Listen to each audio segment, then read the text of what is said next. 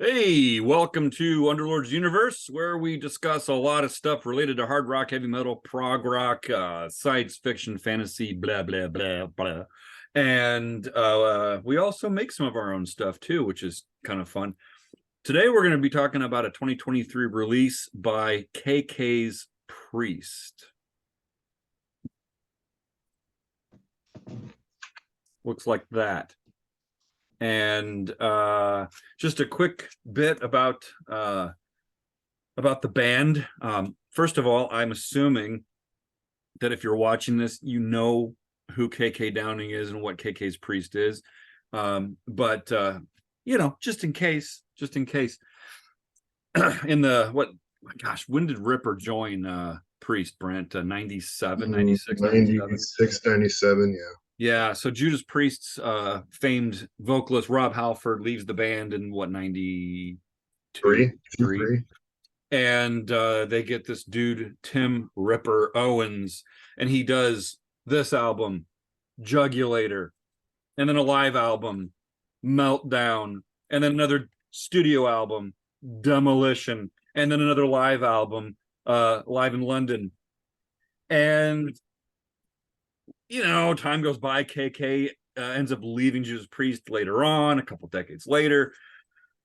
And then now he wants to get back in the game. So he pulls Ripper Owens back in on vocals, blah, blah, blah.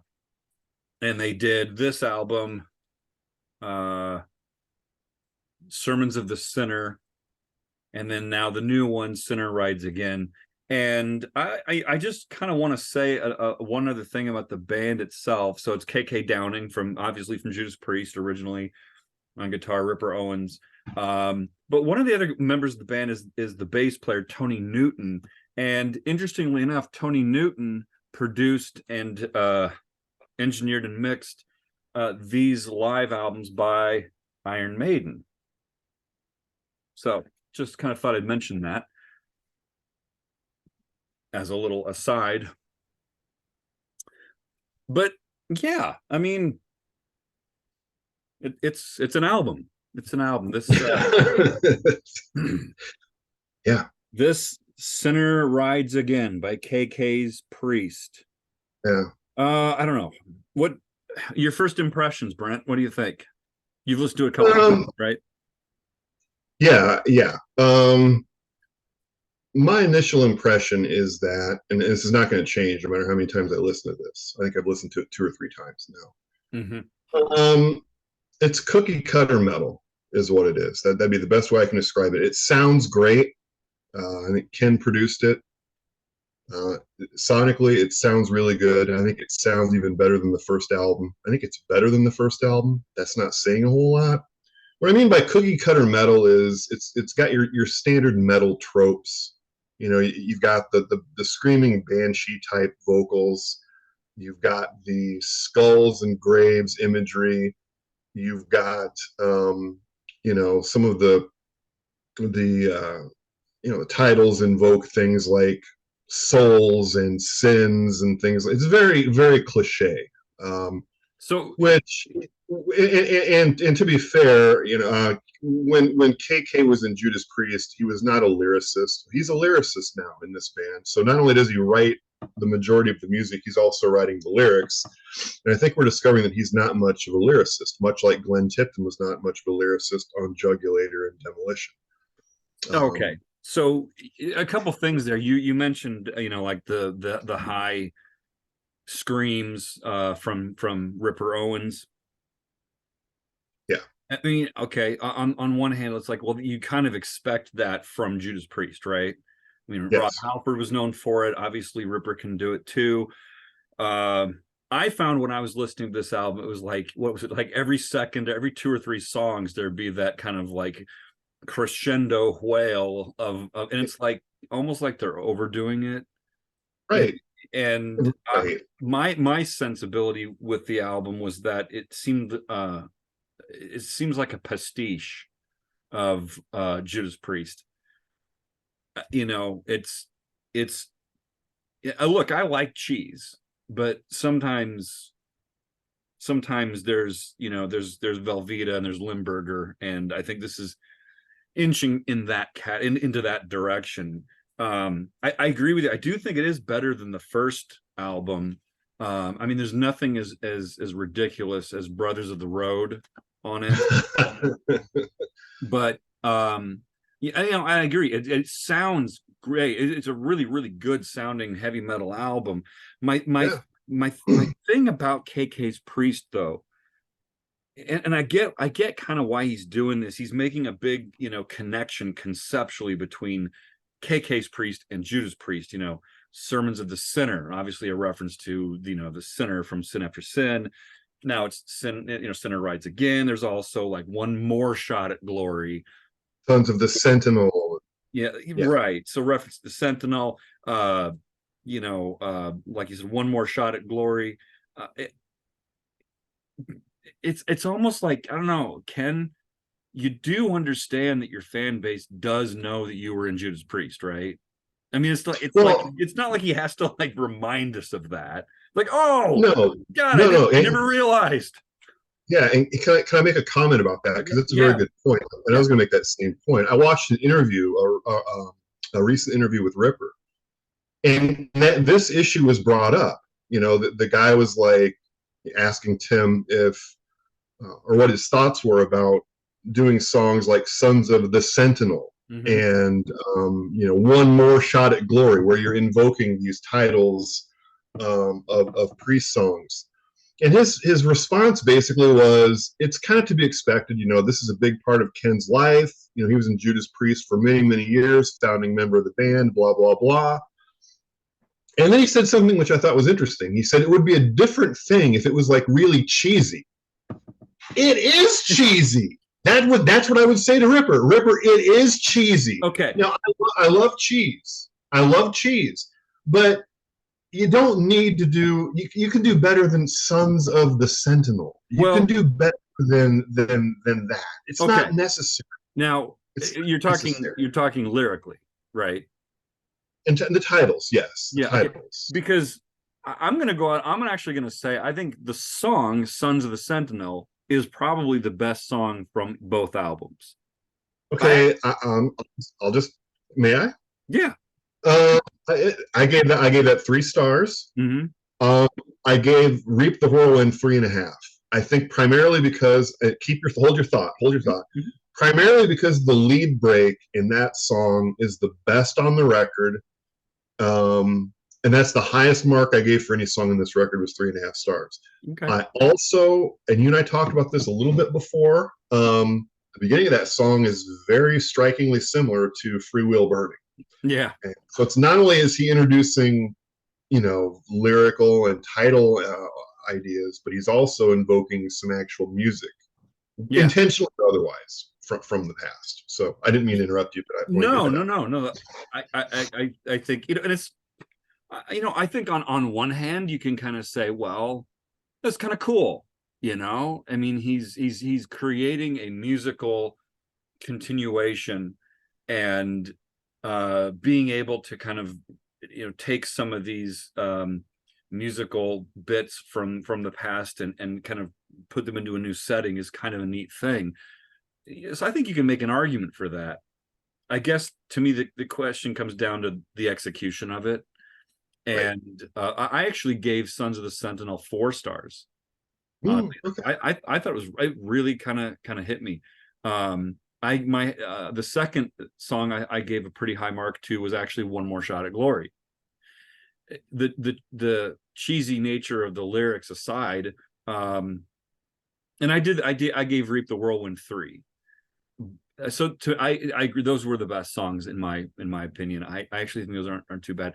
The real low points on the album to me though are, and this is where you're getting into like Limburger like level, like stinky feet cheese kind of stuff, is it ain't good. On Keeper of the Graves and the last song, Wash Away Your Sins, you've got that like that cheesy, creepy spoken word thing. Yes, I was going to mention that as well. Yeah.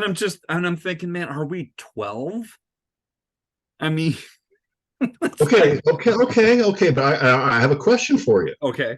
Now this is a valid point because that's in my notes as well. It's cheesy, Hmm. and I'm pretty sure it's Ripper who's doing it. But what if Ken was doing it? How would you feel about that? It's a different story then, isn't it? I'd want a Kind of is. video. I'd want a video of it. See? It's all about the context. It- But I'm gonna you guarantee that Ripper did it and he thought he was really cool and tough. Because gee, nobody's ever done that before. well, Right? Okay. yeah, I don't know. Maybe we should scour the credits and the liner notes a little bit more to make sure we're right about that. But I do agree that if that so the next time I listen to that, I'll Pretend. I'll imagine that it's Ken Downing doing that spoken word stuff. But When I first heard the spoken word stuff, Brian, I was like, I was literally like, "You got to be kidding me!" And not only it's like 3 times on this record, I think, yeah, at least twice, not 2 or no, 3. it's on hymn 66, Keepers of the Keeper of the Graves, and Wash Wash Away away Your your Sins. sins. And I gave One time, all 3 of those. I gave 2 stars to. okay, I gave him 66, the title track, and Keeper of the Graves all 2.5 stars. Now, that's as low as I got. I could have been much harsher on this record. I really could have been a jerk. And I want to make one thing perfectly clear. Mm-hmm. Brian and I, we love Judas Priest. We love KK Downing. This is not, am I glad that he's doing these records? Absolutely. So I don't want anybody to misunderstand what I'm saying. But these reviews aren't based upon our love or affection for an artist or a band. This is just how we feel about the material. Yeah, I think that's a good point. Yeah. And I look, the guy's in his early 70s. He could decide he doesn't need to do this anymore. Mm-hmm. He clearly wants to make music. He clearly wants to get back into making heavy music. It's obvious he wants to be back in Judas Priest, but that's not going to happen, at least not anytime soon. So I'd rather that he do this. They're out touring right now, which I think is great. Mm-hmm. As far as I know, the set lists are heavy on the first 2 KK's Priest records. And by the way, as it should be. And by the way, I'd like this record better if the name of the band was Ken's Priest. I'm just going to be honest. KK's Priest is a dumb name. Ken's Priest, it's a little bit cooler. A little cooler. Yeah. I think that they could have probably even been a little bit more creative on the name front somewhere, but it is what it is. You know, and I think that the album is kind of fun. I don't necessarily think it's great. No. There are some of the stuff that's a little eye rolling in terms of how kind of cornball it is. It doesn't mean that it's necessarily bad. It's just corny. And, right. But I did give some of those songs, and I gave the title track 2.5 stars. As a matter of fact, from the last 5 songs, I gave 2 or 2.5 stars to. Like, I just don't. They did not trip my trigger. I really did think that Sons of the Sentinel was a really solid track. Reap the Whirlwind was really solid. I think Strike of the Viper, the first half of the record, I think is a lot more solid than the second half. It just absolutely the cheese factor just really kind of ramps up in the second half of the record. So but am I glad I have it? Yeah. Am I glad that Ken's out doing this stuff? Yeah, absolutely. So I wanted to make another comment too about the play. Look, these guys as players are very, very good. So you want to listen to some really quality guitar playing. And I'm not a huge fan of Ripper's voice. I used to be. Like when he first joined Priest, I was very excited about it. I thought he was really, really, really, really good. He is very good for what he does. But his vocal style can be a little grating at times. And when he's in his mid-range, he warbles, and I don't like that. And like Brian said, there's a lot of the crescendo shrieking, maybe to excess on this record. But if you're looking for guys that know how to play and execute heavy metal and this type of music, this is it. I mean, the playing is great. The songs could be better, but the execution is quite good. So I wanted to make a comment that, again, I'm not slagging anybody's playing, and I think the performances are captured quite well on this record. It's just lacking in the riff department. There's not the hooks that I want, and it's lacking in the overall song department, in my view. And I get the impression that you agree with that. I do.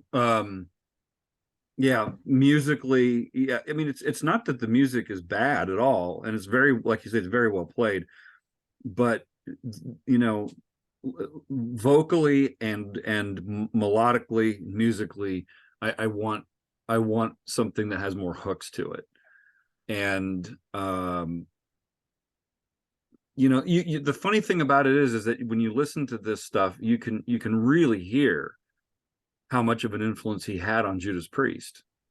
But at the same time, you can also hear how the songwriting partnership between him and Glenn Tipton and Rob Halford really made Judas Priest stuff what it is, or what it was.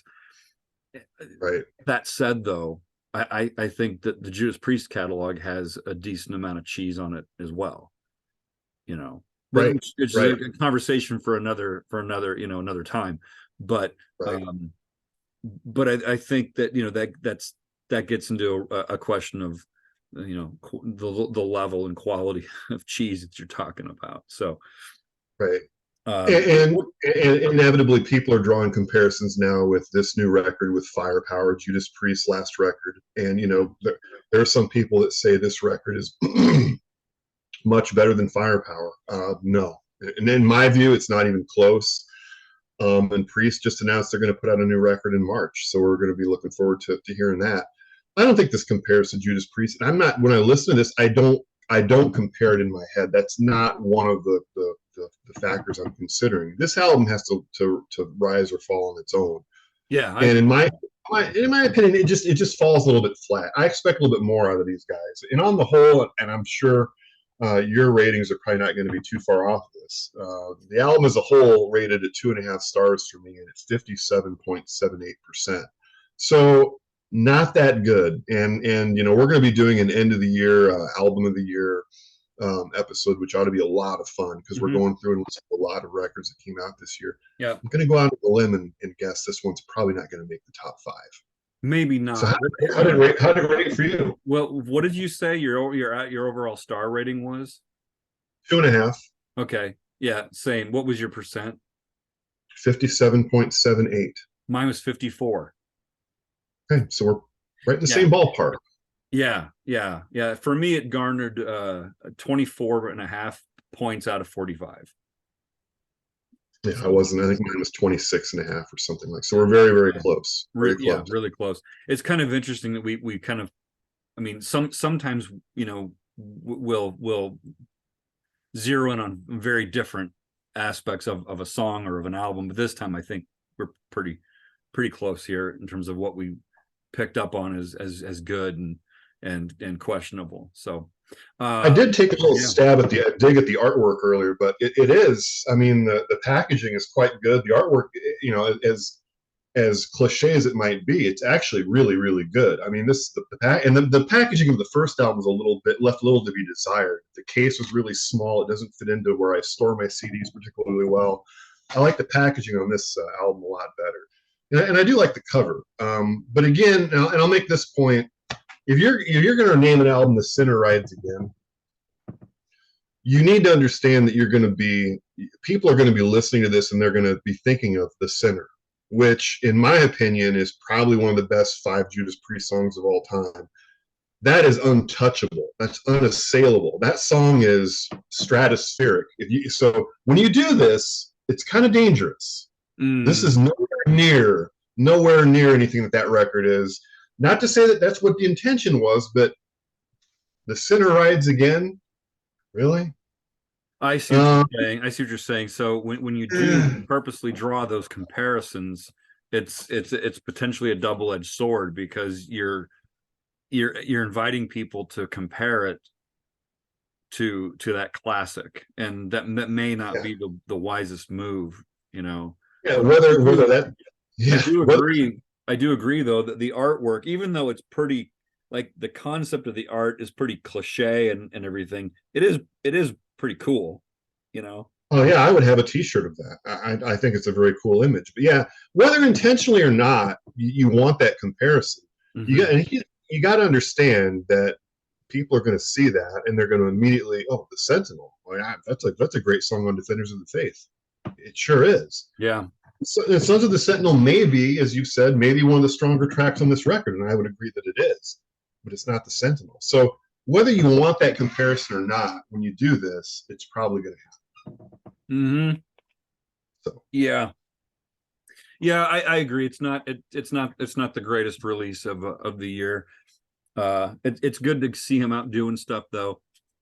And frankly, even though I don't think it necessarily, rises to the level of most of the previous Judas Priest stuff, it is kind of cool to see that Ken is willing and able to take the reins on something and basically see it through, from start to finish in terms of the writing and the production and everything. So he's quite a capable guy, obviously. But yeah, so 2.5 stars ish, 54%.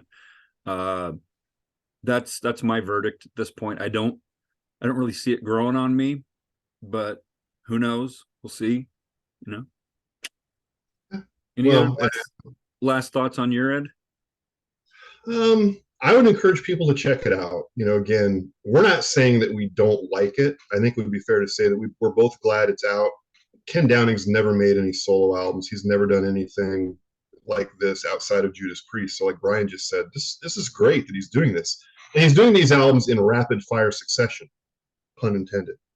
It's not like he took 5 years in between these records. The last one came out, just the last year, right? Or 2 years ago. So he's cranking these out. They're touring. He's being active. He's clearly enjoying playing again, which is great because these guys aren't going to be around or capable of doing this a lot longer. So as long as he's able and willing to do this, I love it. I think it's great, and I'm already stoked about. Hopefully, he'll put out another record, and we'll just we'll have to visit that one when it comes out for sure. But yeah, I would encourage people to check it out. Form your own opinion. Maybe you think it's great. Feel free to make some comments. Tell us where we're right, what we're wrong, what you agree with, what you don't agree with. But yeah, on the whole, I'd say 2.5 stars, 58%. Something in that ballpark. That's where I came down on it. Yeah, cool. All right, if you stumbled across this nice little video and you have a comment, you like Brent said, you think we're nuts, or if we're completely wrong, voice your opinions, subscribe, and check out our links in the description below. We do our own little project under the name Underlords of the Overworld, and it involves both music as well as literature, fiction, and whatnot. So the information and links will be in the description below. And if you've stayed with us through this entire discussion of KK's Priest's second album, Sinner Rides Again, great.